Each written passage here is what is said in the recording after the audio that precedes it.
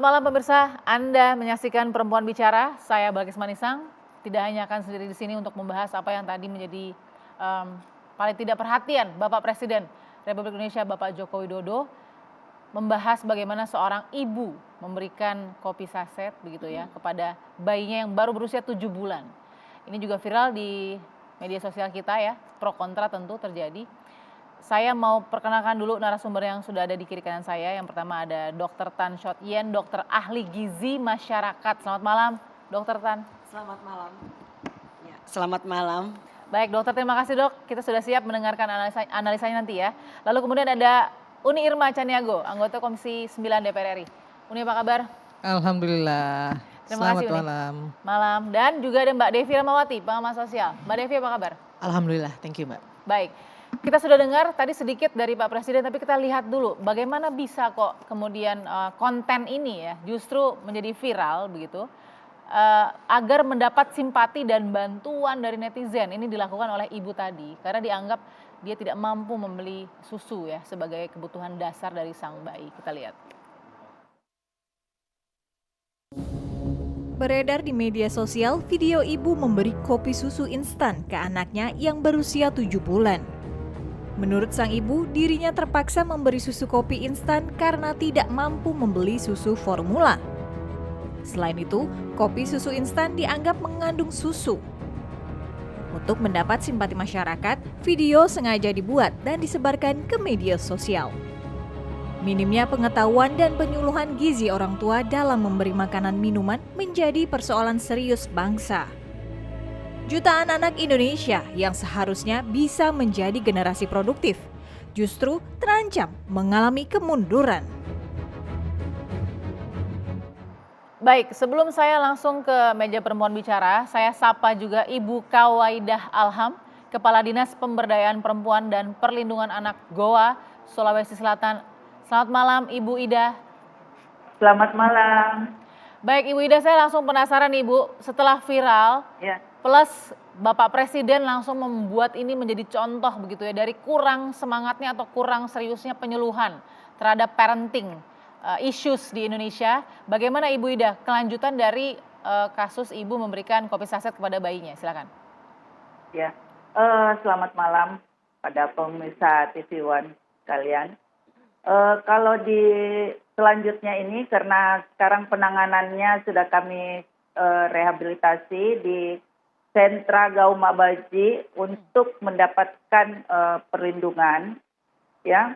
Jadi kedepannya ini insya Allah penanganan sudah kami lakukan secara kolaborasi dengan seluruh pihak-pihak yang terkait. Ya. Jadi semua sudah bergerak kalau di Kabupaten Goa. Baik, sudah sempat bertemu dengan sang ibunda belum Ibu Ida? Sudah. Semenjak kami ketemu sampai sekarang, tadi lagi ini saya baru kembali dari tempat aman mereka dan diwawancara. Baik, kita tidak ada judgement apapun terhadap sang ibu, tapi apa Ibu Ida yang ditangkap oleh ibu ya, alasan dari sang ibu memberikan kopi saset itu?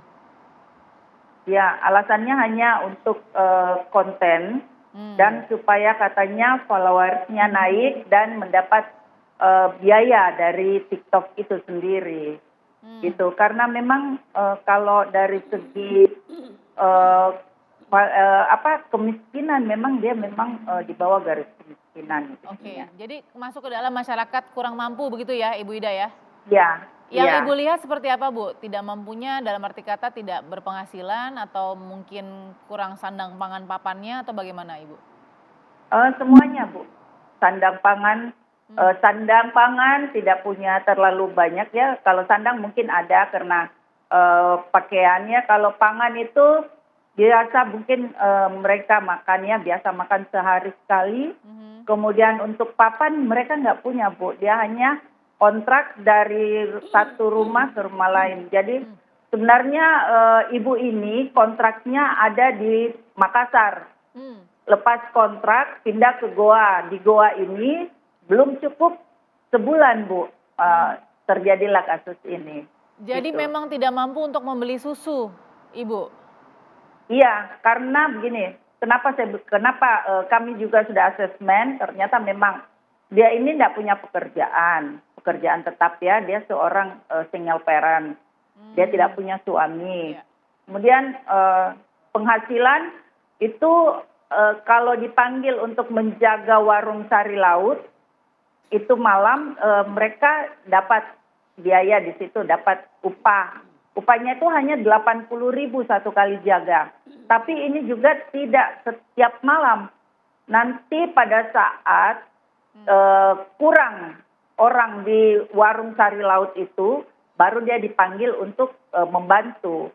Jadi pendapatannya tidak bisa dibilang ada secara tetap ya. Jadi saya yakin Ibu juga sudah sempat bertanya apakah masih menyusui atau tidak begitu. Karena kan usia bayinya 7 bulan ya.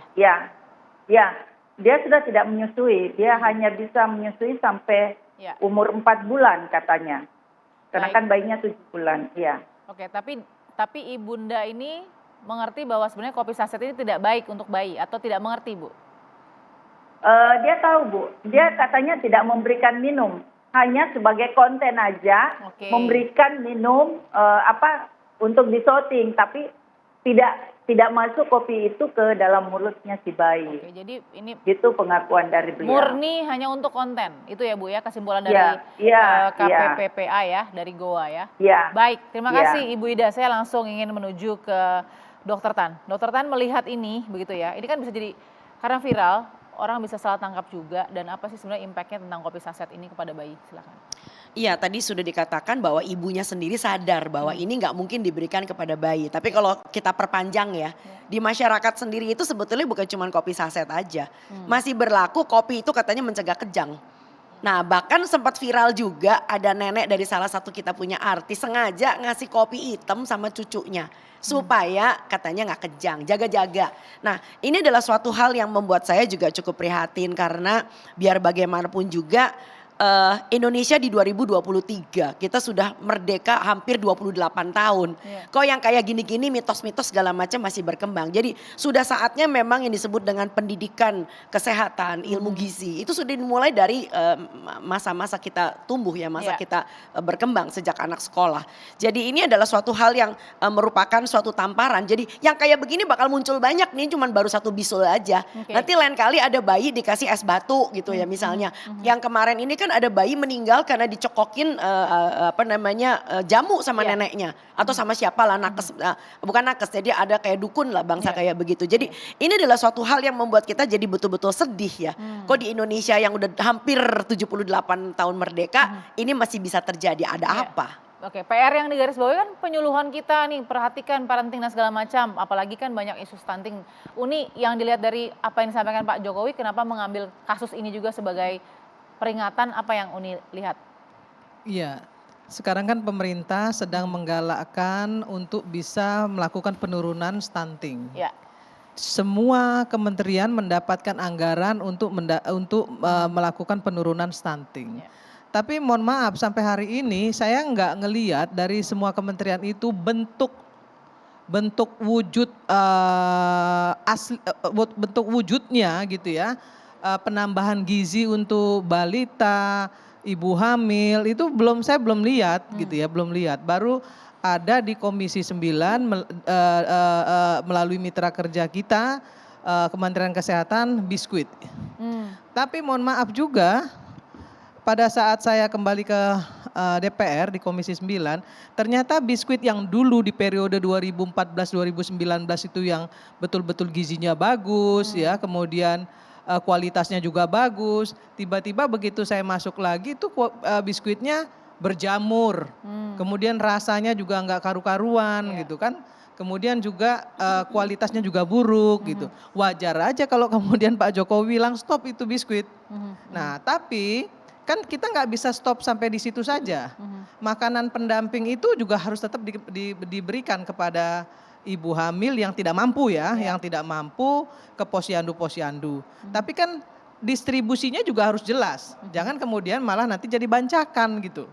Nah, maka kemudian kami di Komisi 9 menyarankan kepada Kementerian Kesehatan melalui statement Pak Presiden kita menyarankan untuk memberikan susu. Oke. Susu dan ikan.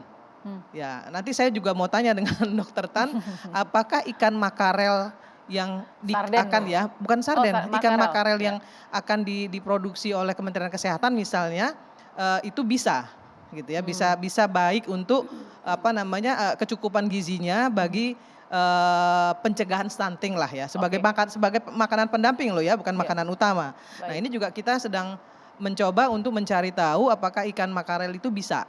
Oke. Nah, selain biskuit, Ya. kalau biskuit sudahlah kita tinggalkan itu. Tapi kita juga minta agar susu dan ikan itu bisa didistribusikan. Oke. Tapi Karena anggarannya besar sekali. tapi message yang disampaikan Pak Jokowi mengambil satu kasus ini bahwa meskipun tadi ujungnya kan demi konten, tapi paling tidak ada hal seperti ini karena merasa tidak mampu dan segala macam. Bagi Uni salah satu potret yang seperti apa di mata Pak Jokowi? Saya kira itu tadi bahwa apa yang disampaikan Presiden kepada seluruh kementerian terkait penurunan stunting itu belum jalan. Itu concern. Belum jalan. Oke. Ya. Oke, kita akan sambung sesaat lagi. Saya mau dengar dari Mbak Devi, tetap di Perempuan Bicara.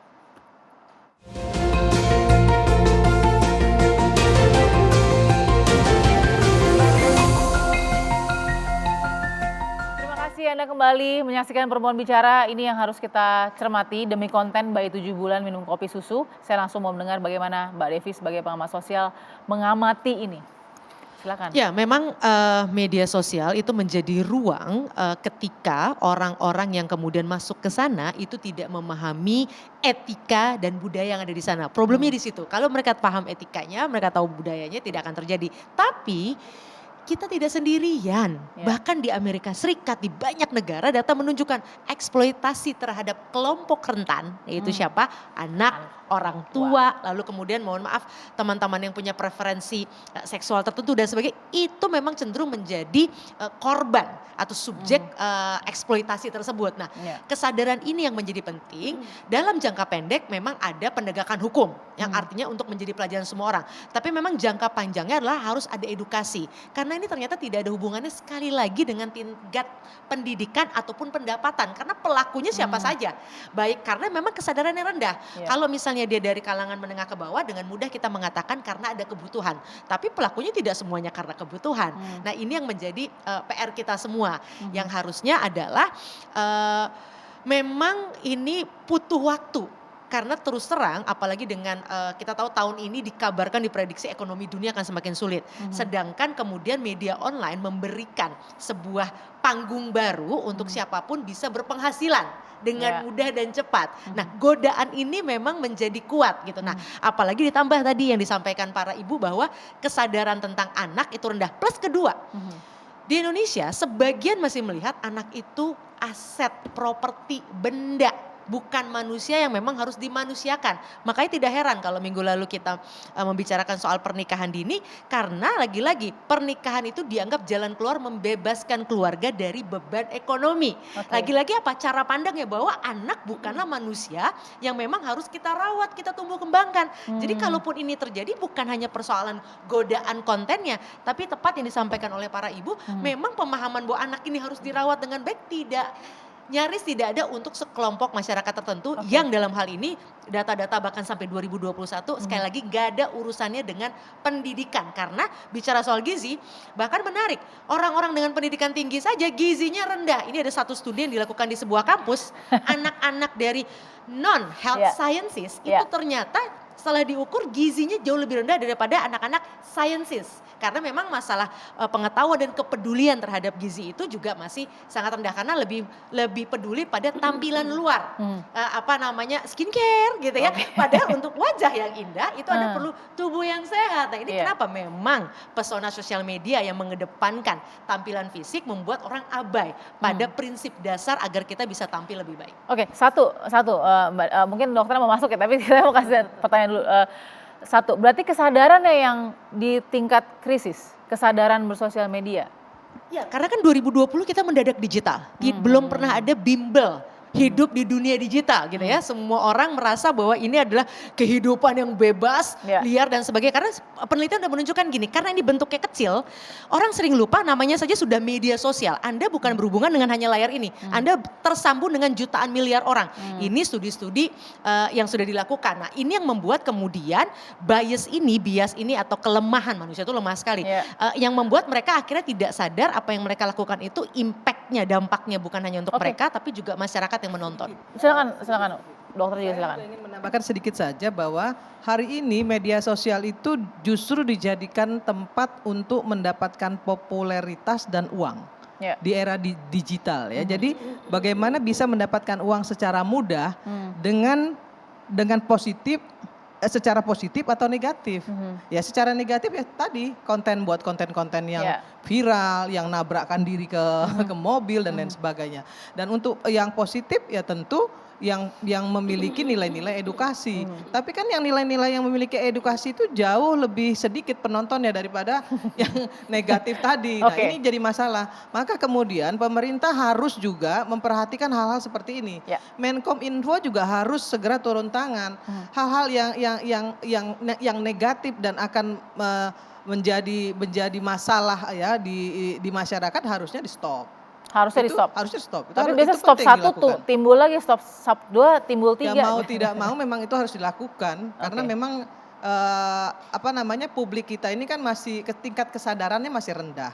Ya jadi memang pemerintah harus kerja keras. Konten baik, konten edukasi, kampanye baik susah dirasakan dokter sebagai yang harus memberikan penyuluhan kesehatan jadi dan begini, lain. saya cuma pengen lihat. Jadi kalau kalian bertanya dampak stunting kira-kira seperti apa? Saya tidak melakukan judgement dengan pemasang konten. Tapi Anda asal pikir saja, dampak stunting adalah bagaimana caranya orang itu pengen survive, pengen punya uang, pengen hidup bagus, tetapi cari cara yang gampang. Karena salah satu dari dampak stunting itu adalah ketidakmampuan orang untuk bisa berpikir panjang.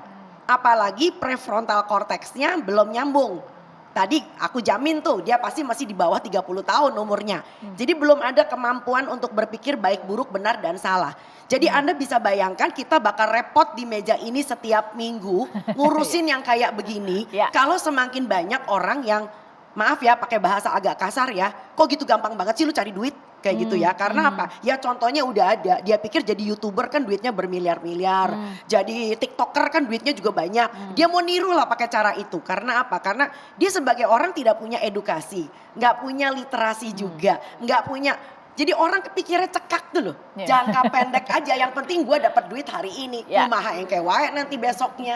Nah itu kalau Anda mau lihat potret Indonesia kalau stunting di bonus demografi, ini akan selalu terus terjadi dan ini ngeri. Sangat ngeri buat masa depan bangsa kita. Apakah selama ini si responsible atau yang memberikan penyuluhan ini sudah tepat memberikan packaging kontennya?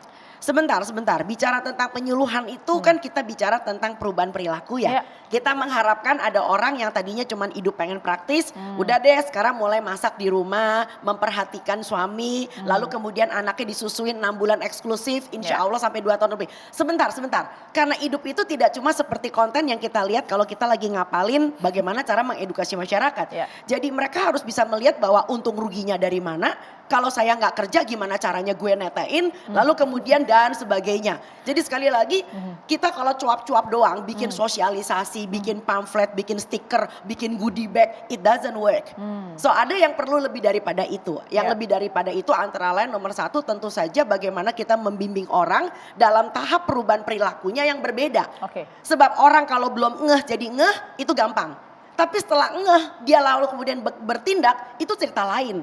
Maka kita harus mempersiapkan orang ini mempunyai kapabilitas untuk bisa bertindak. Nah sudah bertindak pun belum tentu mempertahankan. Ya anget-anget ayam. Saya mau pola makan saya sehat cuman seminggu, abis itu kok rasanya nggak enak ya, gimana kalau cheating day.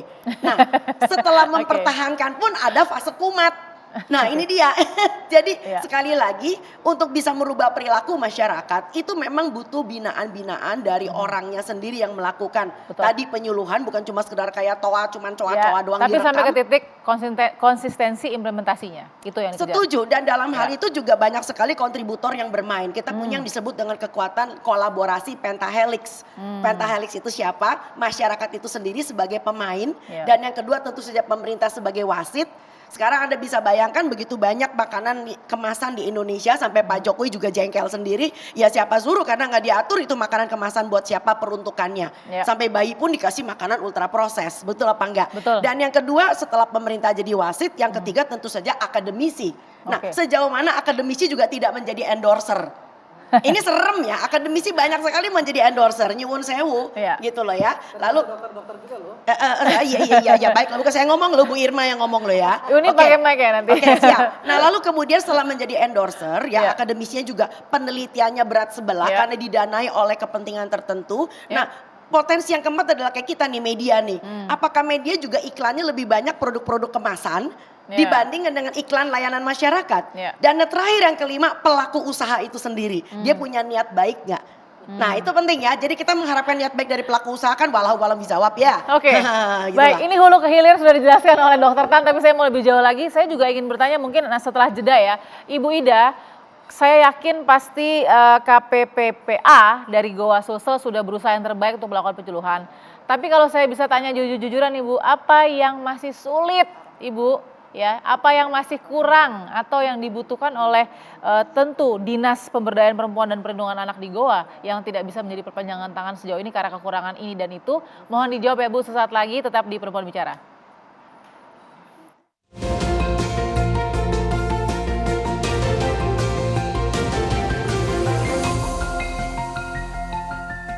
Baik, kembali di Perempuan Bicara, saya langsungin Ibu Ida ya menjawab tadi ya. Ibu Ida, sebelum jeda tadi saya mempertanyakan apakah di Goa sendiri Bu, itu yang dibutuhkan untuk penyuluhan yang tadi ya, hulu ke hilir, salah satunya yang dicontohkan oleh Dokter Tan tadi, punya kesulitan berarti atau tidak? Silakan. Saya perlu gambarkan dulu keadaan gambaran umum Kabupaten Goa ya. Ya. Kabupaten Goa itu terdiri dari 18 kecamatan dengan 167 desa yang ada. Dan di Kabupaten Goa terdiri dari 2 dataran, ada dataran tinggi dan ada dataran rendah. Untuk penyuluhan seperti yang disampaikan oleh Ibu Dokter tadi, itu alhamdulillah melalui kader-kader PKK itu sebenarnya penyuluhan sudah jalan. Kader PKK, kader Posyandu, Sub PPKBD yang berada di akar rumput dan Dasawisma itu selalu melakukan penyuluhan. Ya. Terkait dengan kasus ini, kasus yang lagi viral, Ya. ini adalah penduduk yang baru pindah ke Goa. Jadi belum kita sentuh karena dia baru belum sebulan tinggal di Goa. Ya, jadi kalau untuk dari tempatnya yang lalu kami nggak tahu apakah diberikan penyuluhan atau tidak. Kalau di Kabupaten Goa sendiri ya memang kita selalu melakukan penyuluhan ibu-ibu PKK, ibu kader Posyandu, Dasawisma dan Sub PPKBD yang ada di akar rumput itu selalu melakukan penyuluhan-penyuluhan Baik. yang ada di masyarakat. Gitu, ya. Baik, jadi ada kesulitan atau tidak Bu sebenarnya? Kalau tadi kan yang keberhasilan ini Bu, tapi yang menjadi tantangan yang dibutuhkan lah oleh Goa, Sulawesi Selatan seperti apa? Ya sebenarnya kesulitan sih dengan masyarakat sendiri. Walaupun kita sebagai penyuluh selalu melakukan penyuluhan, tetapi kalau memang masyarakatnya tidak mau berubah, mindsetnya tidak mau berubah, selalu memakai yang dulu-dulu, itu kita juga belum bisa berhasil ya. Baik. Kalau untuk kendala yang lain saya rasa tidak, alhamdulillah karena Bupati Goa dan Ibu Ketua Tim Penggerak PKK kami itu selalu turun ke desa, selalu melakukan pemberitaan bahwa kader harus selalu mendampingi masyarakat yang Oke. ada di sekitar. Baik Ibu, berarti dalam kasus Ibu tadi yang memberikan anaknya kopi saset sebagai konten saja, itu dia Ya. ke depannya akan diberikan apa? Apakah memang bisa memberikan kebutuhan susu dan lain-lain atau bagaimana nanti dari KPPPA-nya atau dari Dinas Sosial? Oh iya, kalau kami di Kabupaten Goa Bu, ya terus terang kami tidak bisa bekerja sendiri. Jadi kami berkolaborasi dengan ada semua stakeholder yang ada di Kabupaten Goa. Untuk kesehatan, Dinas Kesehatan sudah mengambil alih. Itu mulai dari kemarin sudah di pengukuran bayinya, pengukuran tinggi badannya, kemudian berat badannya itu sudah dilakukan oleh Dinas Kesehatan. Kemudian Dinas Kesehatan juga akan mungkin hari Senin itu akan memeriksakan dulu ibunya ya ke rumah sakit untuk kesehatan jiwanya. Karena ibunya ini stres, memang stres, ya. Baik, Jadi baik, Ibu Ida. untuk susu dan sebagainya itu sudah ada. Baik, Ibu Ya. Ida. Oke, saya mau ke Uni Irma dulu. Uni, tadi dengan secara panjang lebar dan cukup komprehensif, Dokter Tan mengatakan banyak nih kesulitan atau blockersnya, bisa sampai masyarakat itu dikasih penyuluhan bukan hanya engeh begitu, tapi call to action, ada implementasi yang konsisten. Dari Komisi 9 sendiri apa evaluasinya? Kenapa Ya. sulit sampai ke situ? Kita memang sudah menyampaikan kepada Kementerian Kesehatan secara komprehensif Ya. terkait masalah misalnya bagaimana cara menurunkan stunting. Ya. Karena kan kami juga bermitra dengan BKKBN. Itu sudah kami lakukan. Hanya saja memang seperti yang Dokter Tan bilang tadi, sudah ngeh pun belum tentu mau melaksanakan. Ya. Itu memang faktanya seperti itu. Nah, contohnya begini. Kita kasih makanan makanan kepada satu rumah tangga. Itu justru yang makan bukan anaknya, bapaknya dulu. Nah, satu. Yang kedua, bapaknya nih punya penghasilan, Dokter Tan, ya, punya penghasilan yang sebenarnya bisa untuk beli susu, tapi dia lebih senang beli rokok daripada untuk beli susu anaknya, Ya. gitu.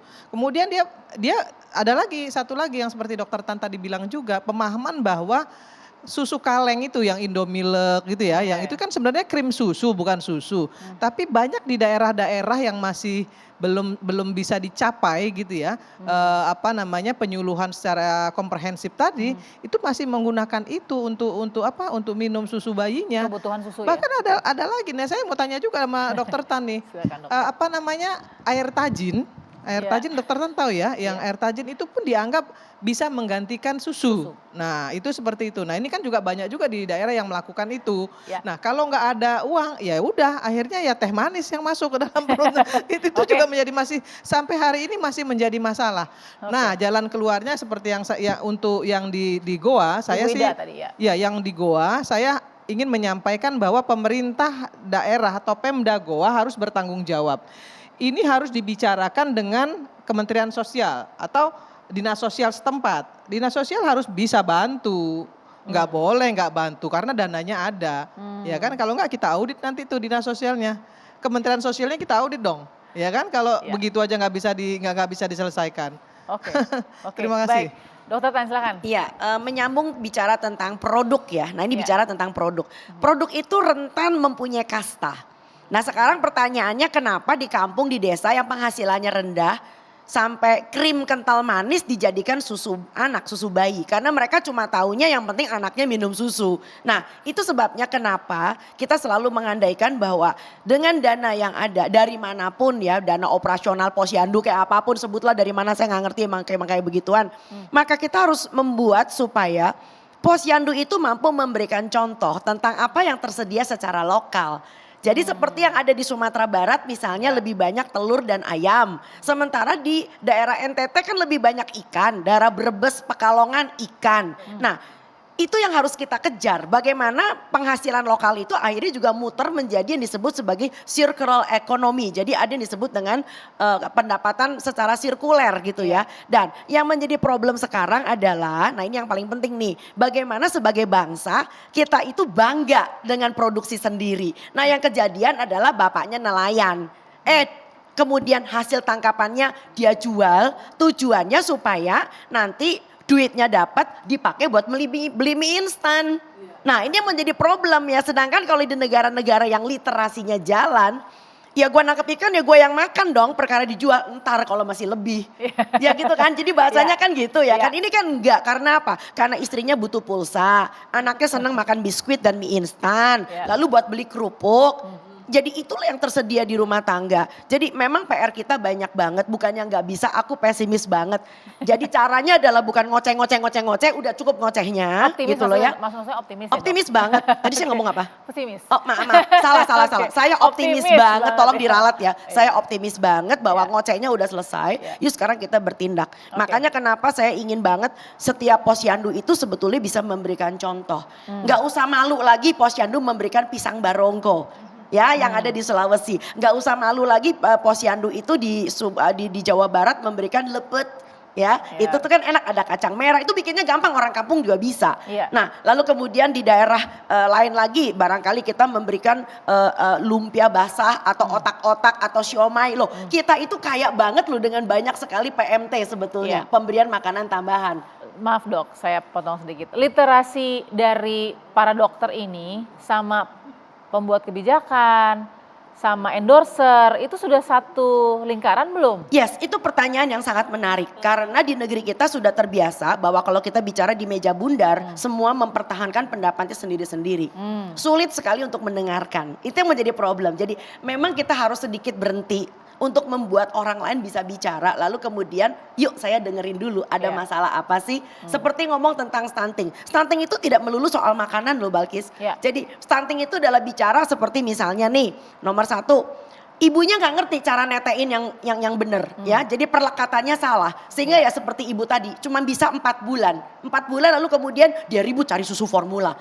Ya karena apa? Bayinya kelihatannya udah nggak mau gitu loh netek sama dia. Padahal bukannya nggak mau. Perlekatannya tidak diperbaiki. Satu-satunya makhluk hidup di muka bumi yang kalau netek mesti belajar atau yang menyusui mesti belajar itu cuma manusia. Nah jadi cita-cita nih. ASI eksklusif sampai 6 bulan bisa insya Allah tercapai. Nah itu pun bukan berhenti sampai 6 bulan lalu kemudian disambung dengan sufor. Sampai usia 2 tahun sesuai dengan ajaran agama Al-Baqarah 233 sesuai anakmu sampai usia 2 tahun. Dan di usia 6 bulan idealnya MPASI-nya sudah bisa masuk. Nah makanan pendamping ASI ibunya bisa belajar karena apa? Ketika anaknya masih netek doang nih umur 6 bulan kan ibunya bisa belajar. Nah yang menjadi problem adalah ibunya sibuk scroll-scroll dan mulai cari tahu resep-resep MPASI kekinian dari artis yang bahan bakunya juga bombastis banget gitu loh ya. Yang dia pikir itu yang benar. Padahal buku KIA itu udah komplit banget dari ukurannya, dari jenis bahan makanannya dan itu tersedia di daerah kita masing-masing. Ya, dan satu hal lagi yang lebih penting lagi adalah jangan lupa anak ini tumbuh. Jadi ketika dia udah mulai tumbuh gigi, dia mulai melepeh. Nah ketika dia mulai ngelepeh ibunya bilang apa? Saya punya bubur gak enak. Lalu mulai ada yang pakai bumbu masak, ada yang pakai micin dikasih saus tiram. Loh MPASI yang paling heboh tuh cuman Indonesia loh mbak. Serius saya tuh stres liatnya. Padahal bayi ini ngelepeh bukan karena makanannya gak enak. Tapi karena dia lagi, betul dia tumbuh gigi dan dia gak bisa mengunyah serat kasar. Nah kalau ibunya pinter gak apa-apa. Turun tekstur dulu sebentar 2-3 hari atau jangan kasih ayam disuir. Bikin ayamnya dibikin bakso ayam, betul apa enggak? Jangan beri ikan disuir, bikin yang namanya siomay ikan. Anaknya makin seneng karena dia bisa dibikin menjadi finger food, latihan mengunyah dan seterusnya. Berikutnya lagi. Rentan anemia, ini penting. Dan anak anemia itu selalu gak punya nafsu makan yang baik. Jadi saya pengen banget di puskesmas itu siap dengan pemeriksaan anemia pada bayi apabila perlu. Supaya dilakukan suplementasi dini apabila memang anak ini menderita anemia. Supaya tidak berlarut-larut anaknya gak doyan makan, ibunya nangis-nangis. Lalu kemudian jadi drama baru nanti kita kumpul lagi di sini. Jadi itu adalah masalah yang sebetulnya lumrah gitu loh ya dan tidak ada di buku sih. Itu dari pengalaman. Baik. Thank you. Ya sepertinya bisa nanti Dokter Tan 20 episode lagi untuk kemudian membawelkan masyarakat nih kita perlu. Tapi gini, saya juga ini ironi juga ya. Saya mau ke Mbak Devi sesaat lagi. Kenapa? Karena kan tadi susahnya dari Goa itu ibu tidak punya uang. Alasannya lalu demi konten minta simpati agar dapat dana. Tapi ia pun menggunakan handphone dan kemudian membeli kuota untuk kemudian bermain sosial media. Kesadaran yang seperti apa yang sebenarnya mau kita bentuk untuk masyarakat kita ke depannya sesaat lagi di Perempuan Bicara.